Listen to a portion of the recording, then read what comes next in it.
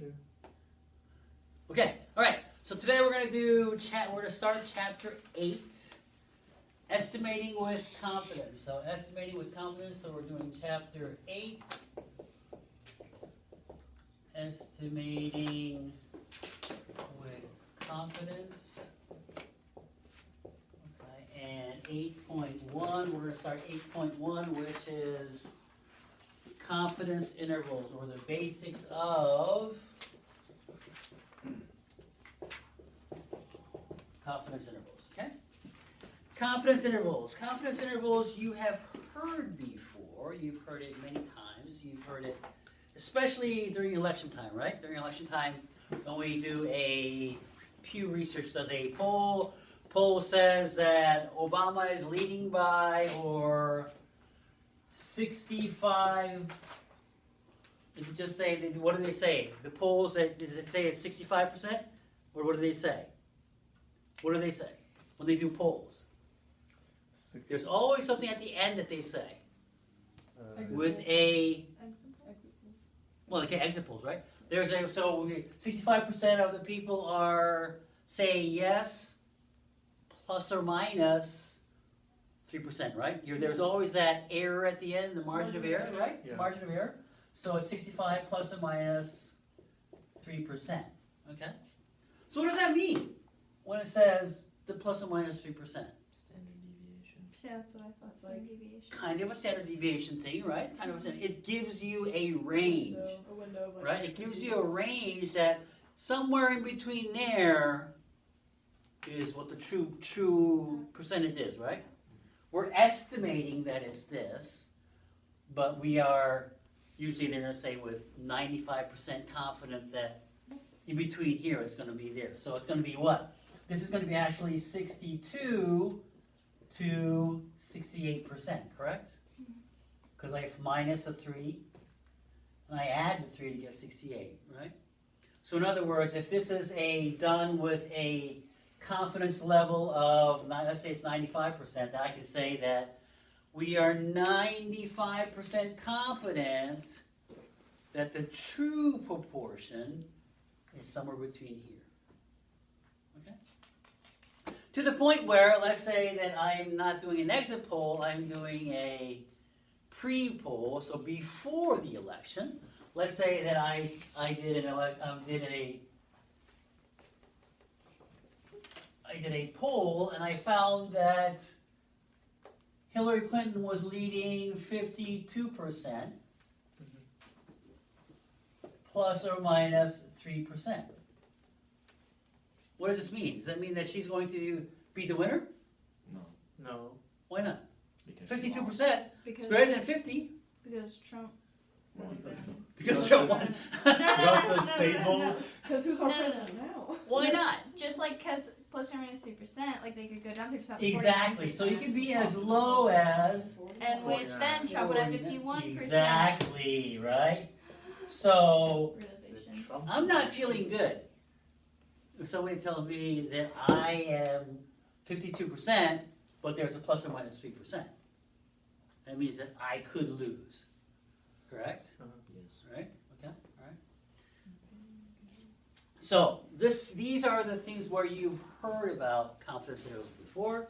Okay, let's go to page 495. On page 495, there's a green box there. A green box. Point estimator or point estimate. Okay, a point estimator is a statistic that provides an estimate of a population parameter. Okay. We already talked about this before, right? We had a population. Remember, we took a simple random sample, and then we had a sample over here, right? And this was the parameter, where this guy was what? Statistics. Right? This was the statistics, correct? Yeah. Statistic, okay? So the actual number that I'm going to use is called a point estimate. It's a point estimate, okay? All right. Let's go ahead and do the example there underneath there. Matthew, want to read that for us? Identify the point estimator you use to estimate the parameter in each of the following settings and calculate the value Thank you. A, quality control inspectors want to estimate the mean lifetime mu of the AA batteries produced each hour at a factory. They select a random sample of 50 batteries during each hour of production and then drain them under conditions that mimic normal use. And here are the numbers. So how would you find the mean and number? What would your estimate be? How would you estimate these? What would you estimate to be the life of a battery? 16.7 or 8 hours. How would you do that? I don't know. The average of them all. Yeah, you just add them all up, divided by the number of batteries, right? Yep. What else can you do? Nothing. There really isn't anything else to do, right? So you could add them all up and divide it by how many batteries, or what?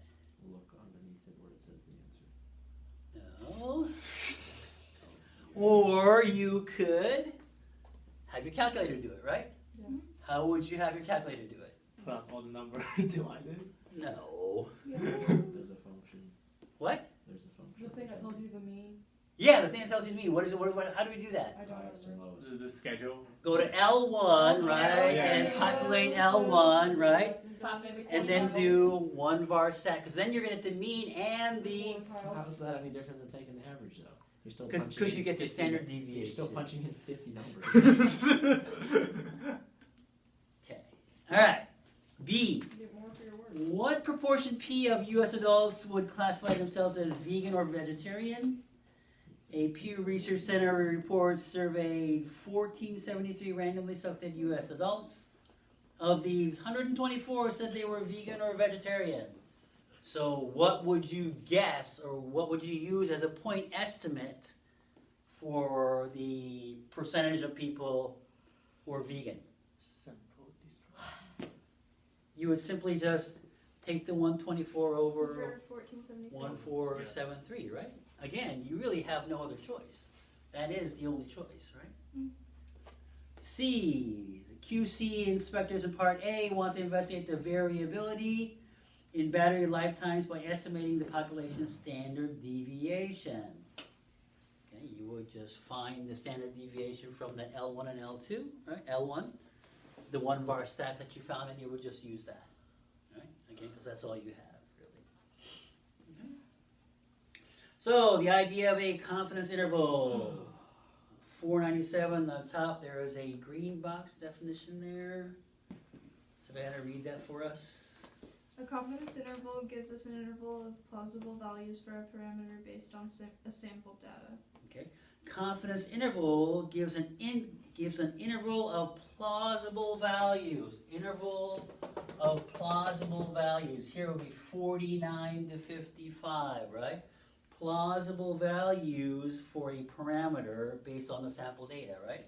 So this is the statistic, right? This is the point estimate, correct?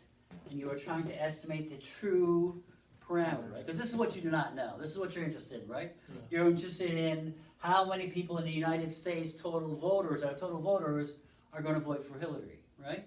That's what you're actually interested in. And you're going to take a sample and use that as a point estimate. Okay? The second green box, confidence level. The confidence level C gives the overall success rate of the method used to calculate the confidence interval. That is, let's say it's 95.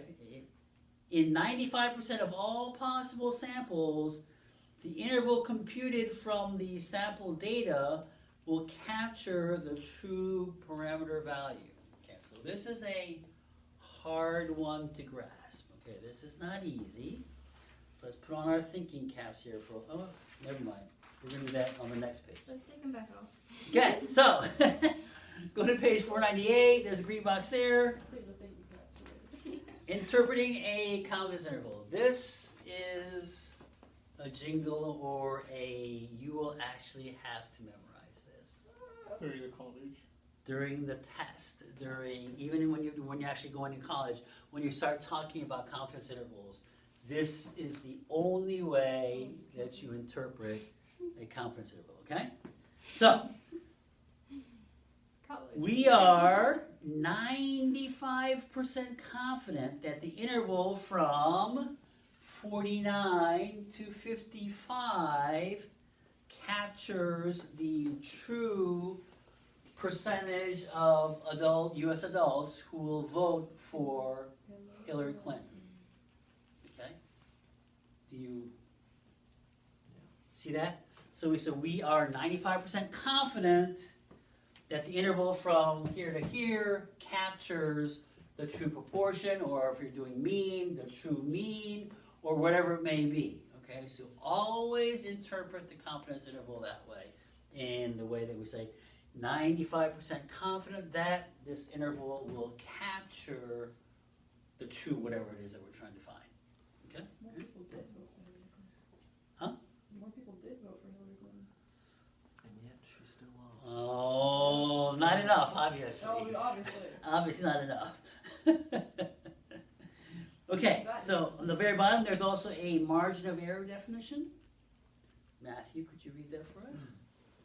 The margin of error of an estimate describes how far, at most, we expect the estimate to vary from the true population value. This is in a C% confidence interval. The distance between the point estimate and the true parameter value will be less than the margin of error in C% of all samples. Okay, so again, what it's saying is that if I gave you a confidence interval of 60 to 64, what would the point estimate be? It would be 62 plus or minus 2. It'd be 62 plus or minus 2. And how did we get to 62? What? How did we get to 62? Because it's And in those the together, middle. the average. It's the middle, right? So you add these two together, Yeah. divided by 2, right? That's all you did, right? Yeah. And so you found the 62, and then you said, well, plus or minus 2, Yes. right? Right. Okay. So if I give you an interval, you should be able to backtrack and find the actual point estimate. Right. And the margin of error. Okay? Do you think the margin of error is going to be, do you want the margin of error to be large or small? Small. Okay. Smaller So the you margin want of this error. to be small, Yes. You want to be as close as you can to that. to the actual, Accurate right, percentage, right. yeah. Okay. Because isn't it the smaller? If you sampled more, do you think that this is going to be small, or if you sampled less, it's going to be more? It's going to be if you sample Which one's going to be more accurate? the bigger test, right? The more you people- sample, yeah, right? You sample, the The more accurate it's confident you're gonna going to be, Yeah, right? it's You're just going to be closer and closer to the point So estimate, the right? smaller that you sample, then it's going to be a bigger margin. The of bigger error. margin, correct? Yeah. Okay. So why don't we just sample a lot all the time and have this really, really small? Why can't we do that? We don't Because have we don't. that You much can't do that every time time. and money and Money. resources. It's money, right? I don't have the money. It's to money, run right? samples. We don't have money to do many people, Yeah. because every time you sample somebody, it's money, right? Somebody has to make contact, somebody has to ask all these questions, and it's time, right? Time is money. So there you go.